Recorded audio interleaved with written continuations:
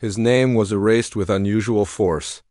On temple walls where cartouche once flowed in elegant relief, there are now scars-deep gouges where chisels bit again and again, not to obscure a name gently, but to annihilate it. Stone around the erasures is fractured, cracked by urgency. Whoever struck them did not work slowly. They worked as though time itself were pressing against their backs. Egypt knew damnatio memoria. Names were removed to punish traitors, heretics, failed kings, but those erasures were careful, bureaucratic. This was something else. This was defensive. The pharaoh's reign is inferred only indirectly. Reliefs show festivals without a king's face. Statues stand headless not from vandalism but from deliberate decapitation during installation. In some cases, the stone was smoothed afterward, as if artisans feared leaving even a trace of likeness. Most telling of all, no curse inscriptions accompany the erasures. There is no condemnation, only absence. Burial records are worse. The Valley of the Kings contains lists, careful, obsessive inventories of tombs, corridors, seals, and goods. In one papyrus, the numbering skips. A tomb is counted but not named. The space where a description should be is filled with an unusual prayer written sideways along the margin, squeezed in as an afterthought. Do not weigh him. The handwriting is priestly. The ink is thick, reapplied again and again. In Egyptian belief, judgment was inevitable. Every soul passed into the hall of two truths, where the heart was weighed against the feather of Mat. A righteous soul proceeded into eternity. An unworthy one was devoured. The system did not allow refusal. And yet the prayers associated with this pharaoh beg precisely for that. They do not ask for mercy. They do not ask for absolution. They ask for exemption. Let him wander unseen. Turn your faces away. Close the scales. Such pleas are heretical. Priests did not fear the afterlife. They curated it. They prepared kings meticulously for judgment amulets placed, spells inscribed, texts copied with exactitude to ensure safe passage. For this king they did the opposite. The burial chamber was hidden deeper than custom demanded. Not merely underground, but displaced offset through misleading corridors, false shafts, sealed turns that served no structural purpose. Tomb robbers never found it.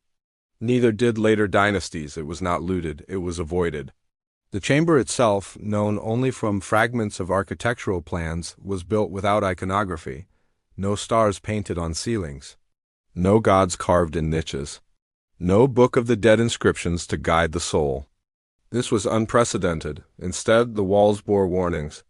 Not to the living, to the gods. Short, urgent invocations carved low into the stone, some partially obscured by later plaster, as though even writing them was dangerous. Pass him by. Let his heart remain uncalled. Do not speak his name.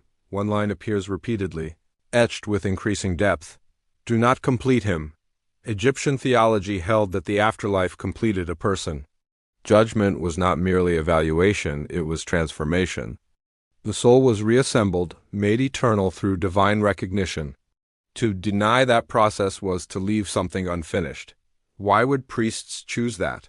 Fragments of administrative records hint at unrest late in the reign.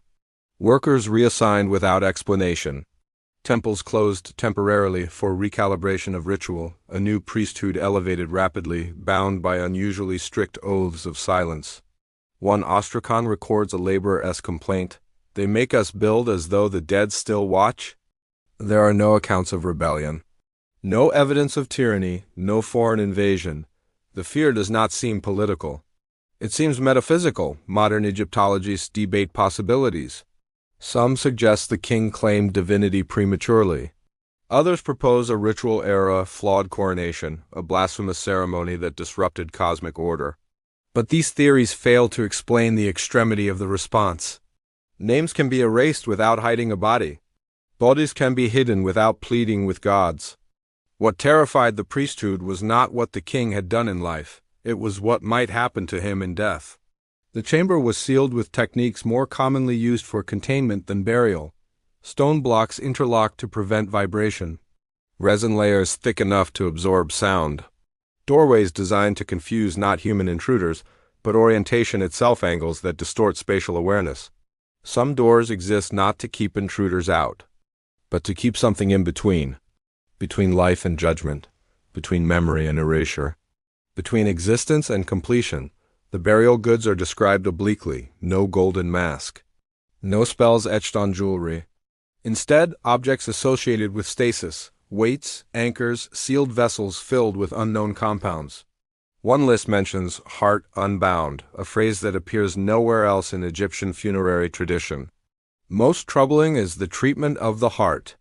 Normally preserved, protected, enchanted to speak truth during judgment.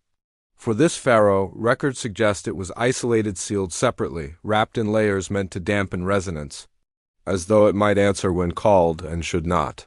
The tomb was never reopened. Later kings did not appropriate it. Robbers did not breach it. Even in periods of desperation, when stone was scavenged from older monuments, this place remained untouched. Its location faded into omission rather than loss.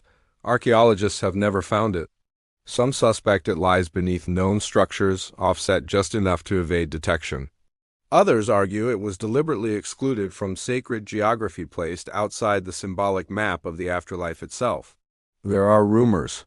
Seismologists have noted anomalous voids beneath certain regions of the valley spaces that do not align with known tombs. Ground-penetrating scans return reflections that refuse interpretation, as though depth itself is inconsistent. Egyptian authorities have never authorized excavation in those areas. Officially, there is no reason. Unofficially, priests once begged gods to ignore what lay below. Why refuse judgment? One forbidden interpretation suggests the king discovered something about the afterlife, that the weighing was not merely symbolic but functional. That some hearts, when placed upon the scales, would not be measured, but answered. That judgment completes what death begins, and that completion is not always desirable. If a soul entered the hall bearing something unresolved, something vast, unfinished, incompatible with Mat, then divine attention itself might act as a catalyst. Better to deny it. Better to leave the soul wandering, unacknowledged, incomplete. Better to build a door that holds it forever between states. The erasure of the name ensured no prayers would summon him. The absence of spells ensured no guidance. The pleas to the gods ensured no reckoning. In Egyptian belief, to be forgotten was a second death, but this was not death. This was suspension. The pharaoh did not seek immortality, he sought delay. And the priests, terrified of what judgment might unleash, complied. Even now, Egypt's sands shift, tombs collapse, names resurface, kings return to scholarship. But one absence remains absolute. A king without a name, a tomb without a door, a soul that has never stood before the scales. Some doors exist not to keep intruders out, but to ensure that certain reckonings never occur. And as long as the chamber remains sealed, the judgment remains unfinished. That may be the greatest mercy the priests ever granted, or the greatest risk they ever took.